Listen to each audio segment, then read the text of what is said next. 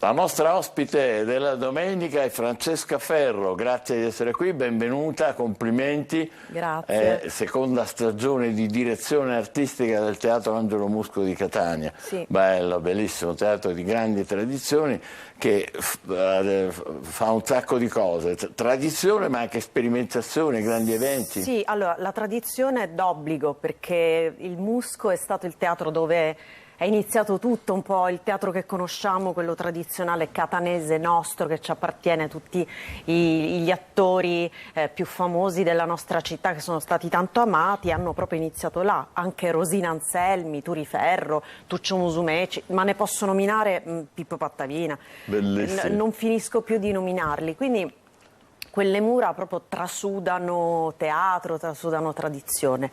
E purtroppo questo teatro, se non fosse stato per Carlo Auteri, Mario Fraello, che gestiscono già l'ABC, il teatro ABC, si sarebbe perso e sarebbe diventato magari qualche altra cosa. Invece è stato ripescato ed è diventato di nuovo un centro importante per il teatro della nostra città. Il teatro a Catania, diciamo che è una città grande, ma non è certo Roma o Milano, ma teatralmente parlando Catania è una città molto molto importante. E il Musco, dal momento che ha avuto una tradizione così forte, riprende la tradizione con una stagione di grandissimo successo, perché i catanesi amano la loro tradizione ed è giusto, no? Poi riportate è rispolverata anche in qualche modo. Noi catanesi, Noi catanesi, i catanesi, io parlo così. Sì, ma è giusto. In terza persona. Però dicevi, però c'è dell'altro, molto altro. C'è molto altro perché intanto la tradizione è stata comunque portata in scena quest'anno, ma anche l'anno scorso, cercando di trovare anche qualcosa di attuale nella tradizione, quindi trovare anche un ponte tra il passato e il presente. Poi invece è d'obbligo non tanto la sperimentazione quanto lo sviluppo, l'evoluzione del teatro, che come tutte, che è una cosa viva, che vive, che pulsa, non è lettera morta che rimane su un foglio e rimane lì. È qualcosa che si deve evolvere con i tempi. Senti, ci fai qualche esempio? Allora, faccio intanto gli esempi. L'anno scorso è stata una stagione molto interessante, ma parliamo di quest'anno. Partiamo proprio con oggi, dove ci sarà al Musco uno spettacolo molto interessante con Romina Mondello. Mondello che conosciamo. Che conosciamo, una famosissima attrice anche di televisione, ed è anche una brava attrice, e si cimenterà nel personaggio di Jackie Kennedy. Ah, però.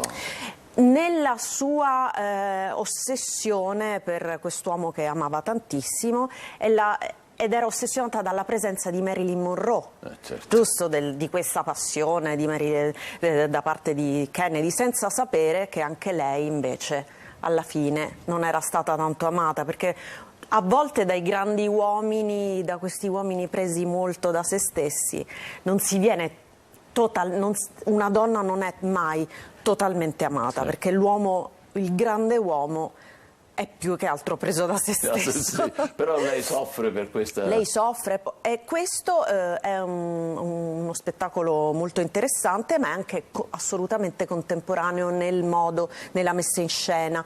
E io penso che da direttrice artistica mi rivolgo soprattutto alle nuove generazioni. Io credo che le nuove generazioni abbiano bisogno di un linguaggio diverso, certo. Perché si annoiano a teatro. Ormai un po' di tutto, se non sia una frazione di secondo. Ecco, assolutamente, hai centrato proprio il punto. Il fatto che la velocità. La velocità. Ecco. E come hai pensato di affrontarlo questo problema per il teatro? Allora, l'ho affrontato cercando di mettere in scena intanto delle cose nelle quali si possano rispecchiare le nuove generazioni, certo. Perché se vanno a teatro e viene sempre raccontata qualcosa che è estranea totalmente a loro, naturalmente c'è un distacco, prendono le distanze e dicono ok, bello, ma mi annoio. E invece se inizi a parlare di cose che magari io quest'anno metterò in scena Riccardo III, tu dici Riccardo III, Caspita. certo nuovo non è. No, non è anche piuttosto serio, importante. È una Ecco, cosa... però le cose dipende da che punto di vista le vedi, dipende come le metti in scena. Se metti qualcosa di forte, di pulp, che ne so... Lo rendi spettacolare. Lo rendi spettacolare, lo rendi più veloce. Oltretutto avrà la lingua nostra, siciliana, tradotto in siciliano. Però... Quindi un Riccardo III... che potrebbe essere un boss mafioso e quindi è il re, diciamo, di una certa potenza, però negativa, gestisce, diciamo, ecco, sì. del mondo oscuro. Del mondo oscuro. È, diciamo, un archetipo del male che qua in Sicilia ci sguazza, voglio dire, non è. Quindi io in questo modo, cercando sempre di trovare il modo Certo, per rendere gli per arrivare a loro. Ma per esempio, senza andare lontano, adesso siamo in scena con, oggi è l'ultimo giorno, in scena con La Roba di Verga. Caspita. Cioè La Roba, però ci sono in mezzo anche le novelle di Nedda e Ieli il Pastore, in mezzo, mischiate. Ed è appunto anche lì un classico, ma il regista Guglielmo Ferro, che non è neanche Non troppo ti è estraneo, no, ma è tuo ecco, fratello? mio fratello e il protagonista Enrico Guarneri hanno reso lo spettacolo molto molto incisivo, forte, moderno, perché anche noi adulti comunque ci annoiamo ormai. Più facilmente, Più ormai ci siamo facilmente. abituati a ritmi più intensi. Però adesso permettersi di parlare un po' di te. Sì. Ti conoscono tutti, però la tua famiglia straordinaria, Turi Ferro, Ida Carrara, che cosa ti viene in mente di dire pensando al papà e alla mamma? Allora, intanto mi viene in mente di dire che per me sono stati, due genitori meravigliosi. Io sono l'ultima figlia, sono arrivata in un momento che loro non si aspettavano e mi hanno coccolata, ero la bimba di casa, quindi sono stata proprio la mascotte, Che bello. amatissima. Certo che vivendo un'adolescenza con due genitori così, un padre, ma anche poi un fratello, che si sono affermati, io ancora magari ero ragazzina, all'inizio possono essere cose che ti mettono in crisi perché pensi, aspetta, io chi sono, come fa? E quindi ero ribelle, cercavo di... ecco. Sì, me ne sono andata a Roma. Sei andata a Roma, Sì, non sì. per fare teatro, per Me ne sono farti la andata, tua vita. potevo farlo anche qua perché Catania comunque è una città, Eh. però mio papà mi ha detto se vuoi fare l'attrice vattene, fatti la tua strada e poi ritorni. E a Roma che hai fatto? Sei illecito? E a Roma ho fatto teatro, ho fatto TV, facevo i provini, come tutti ero una dei tanti, non mi presentavo, non volevo assolutamente niente che mi potesse mettere in contatto con persone che magari avevano legami con la mia famiglia. Io volevo essere io. La tua strada, però questa cosa Però- era contagiosa, questa cosa del teatro, perché poi alla fine anche tu... Assolutamente. Poi ho avuto l'esigenza di tornare nella mia terra, però col mio bagaglio d'esperienza e fare una stagione, cioè cimentarmi anche dal punto di vista comunque da dietro le quinte, quindi fare anche regie, fare anche scrivere dei testi, cioè ho voluto, quando si fa l'attrice o l'attore è un po' ego riferito, cioè pensi un po' a te. Sì.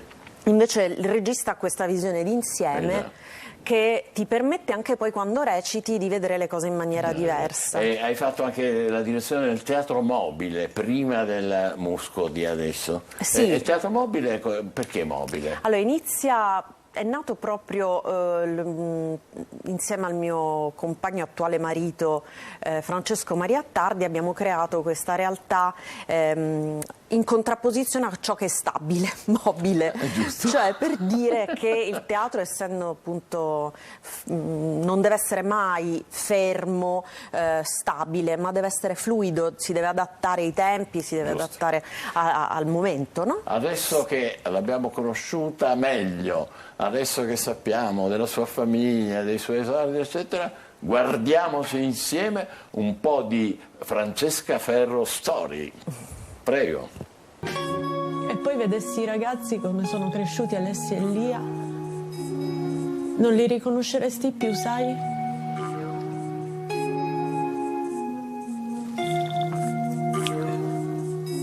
Perché non sei qui? Io lo sento sempre, sai? Il giardinetto dell'orto che stride, tu che apri piano la porta, appendi il giaccone.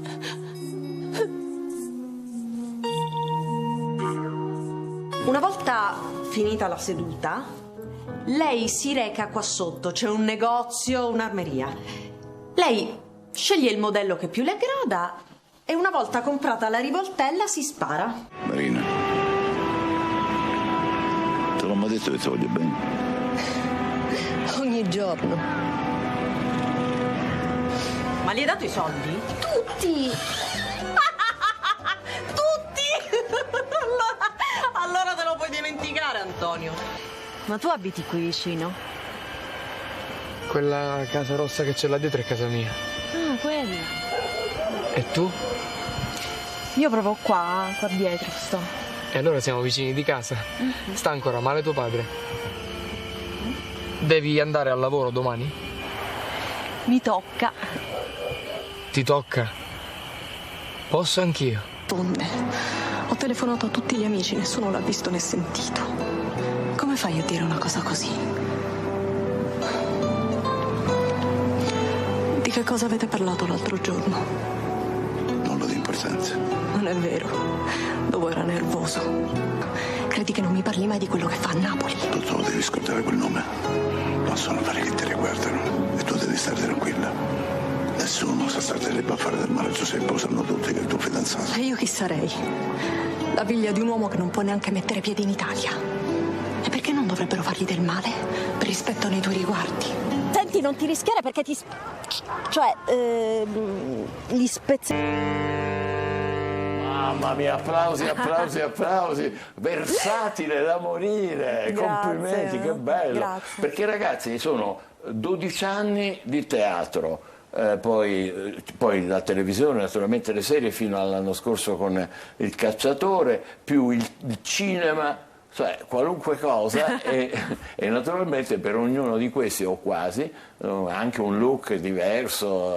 Mi piace tanto. Adesso nel prossimo spettacolo che invece sarà all'ABC, sarà i Vicere, farò una bruttona zitella. Che non vuole nessuno perché ce l'ha tutte lei, un po' isterica, mi diverte comunque cambiare assolutamente. Bellissimo, fantastico. Sì. Allora, fra tutte e tre cos'è quello che ti dà di più? Teatro, cinema, televisione, le serie che piacciono moltissimo? Allora, il teatro naturalmente è il mio primo amore. Il teatro, se uno è un attore, non può non amare più il teatro, perché il teatro proprio non ha tutte le sovrastrutture tecniche che è il cinema e quindi ti mette più a contatto col pubblico, col personaggio.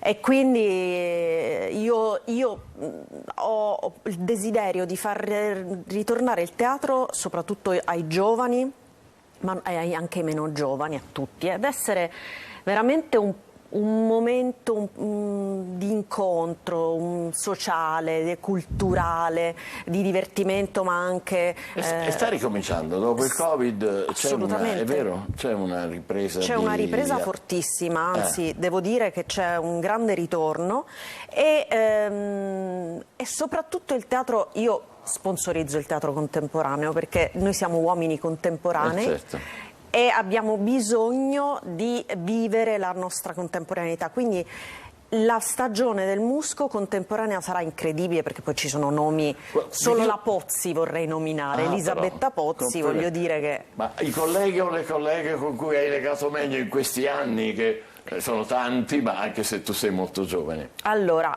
i colleghi, io lavoro benissimo perché allora, l'attore... Devo dire che se ha un difetto è l'invidia. Ah sì, ce l'hanno. Sì, mors tua vita mea, cioè se lavori tu non lavoro io, no? Giusto. E quindi invece devo dire che a me manca questa cosa. Tu mi dicevi cosa ti è rimasto dei tuoi, dei miei, di mio padre la grande serietà sul lavoro, di mia madre il talento ma la semplicità.